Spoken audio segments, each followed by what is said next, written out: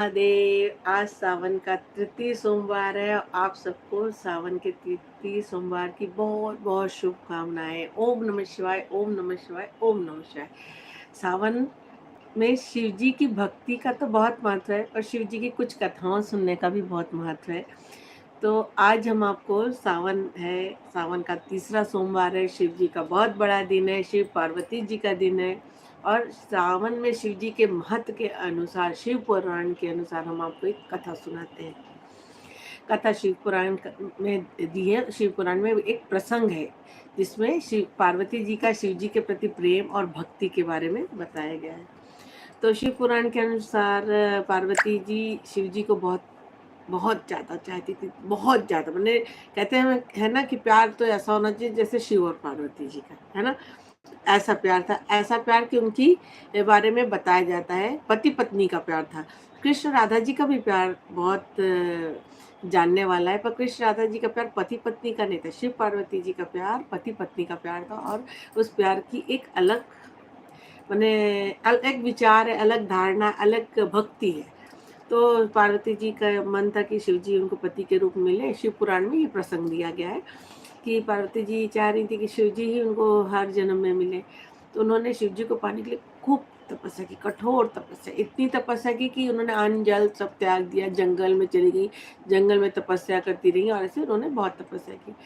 तो शिव जी ने सोचा कि इतनी तपस्या करती है, सच में मुझे प्यार करती कि नहीं। वैसे शिव जी को सब पता था, पर उनकी भगवान परीक्षा लेते हैं, ये तो आपको पता है ना। तो शिव जी सोचे चलो पार्वती जी की परीक्षा ली जाए। तो शिव जी ने जहाँ वो कर रही थी तपस्या, जहाँ वो भक्ति रूप से पूजा कर रही थी, जहाँ वो शिव जी पे लीन थी, वहाँ पहुँच गए और वहाँ वो ब्राह्मण के रूप में पहुँचे। तो जब वहाँ वो पहुँचे तो देखे पार्वती जी बहुत पूजा पाठ में लीन है, भक्त है, देख ही नहीं रही, देख ही नहीं रही। शिव जी ने अपना डमरू बजा दिया। बने डमरू तो ले नहीं गए थे, ब्राह्मण बने थे, तो उन्होंने जो मंजीरे ब्राह्मण लिए रहते हैं उस तरह का मंजीरा मंजीरा बजाया। तो शिव जी के इस बजाने से कुछ डिस्टर्ब हुई पार्वती जी। अंत में उन्होंने अपनी थोड़ा सा तपस्या से अपनी आंख खोली और शिव जी की तरफ देखा। देखिए ब्राह्मण थे तो उन्होंने ब्राह्मण है तो प्रणाम किया और बोलिए देव आप क्यों आए हैं और मैं तपस्या कर रही हूँ, मुझे क्यों परेशान कर रहे हैं, मेरी तपस्या में क्यों विघ्न बाधा डाल रहे हैं। तो बोले कि उन्होंने शिव जी ने बोला कि तुम किसके लिए तपस्या कर रही हो, किसकी तपस्या कर रही हो। बोली कि मैं तो भोले बाबा शिव जी की तपस्या कर रही हूँ, मैं उन्हें अपने पति रूप में पाना चाहती हूँ, इसलिए मैं उनकी तपस्या में लीन हूँ। आप प्लीज मेरी तपस्या में विघ्न बाधा ना डालें। तो शिव जी बोले अरे वो तो घोरी है, वो भांग खाता है, वो राख लपेटे रहता है, सांप लपेटे रहता है। उन्होंने खूब बुराई, जितनी बुराई करनी थी उतनी बुराई शिव जी ने अपनी खुद की। पार्वती जी को नाराज आ गया, बिल्कुल गुस्सा आ गया, खूब क्रोध आ गया। फालतू कि आप क्या बकवास करें, वो मैं बहुत अच्छे हैं, बहुत मतलब ऐसे हैं जो मैं उनको वरण करना चाहती हूँ और ये वो उन्होंने खूब तारीफ करी।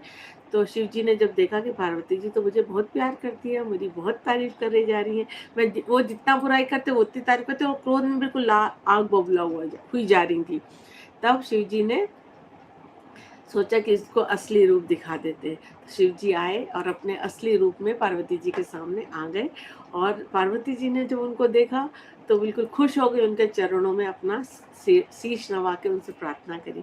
हे महादेव, आप कितनी परीक्षा लोगे, मैं तो आपकी अनन्य भक्त हूँ और आपके सहारे हूँ, मुझे आपको हर जन्म में चाहिए और हर जन्म में जिस तरह से आपको पाना होगा मैं उस तरह से पाऊंगी।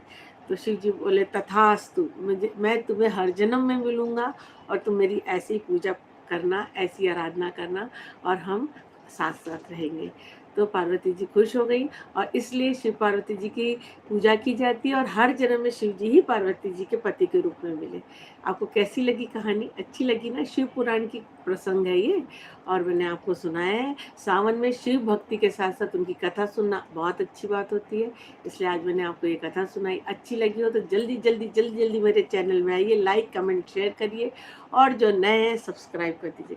मैं 11 बजे वाली जो लाइव रहती है 10 से 11 के बीच में शुरू करती हूँ अपनी ये वाली लाइव हर दिन, जिसमें एक कोई छोटा सा प्रसंग सुनाती हूँ दिन के अनुसार, मंथ के अनुसार या कुछ न्यूट्रिशन के अनुसार या भक्ति पूजा पाठ के अनुसार। तो अगर आपको अच्छा लगा जरूर जरूर मेरे चैनल को लाइक कमेंट करिए।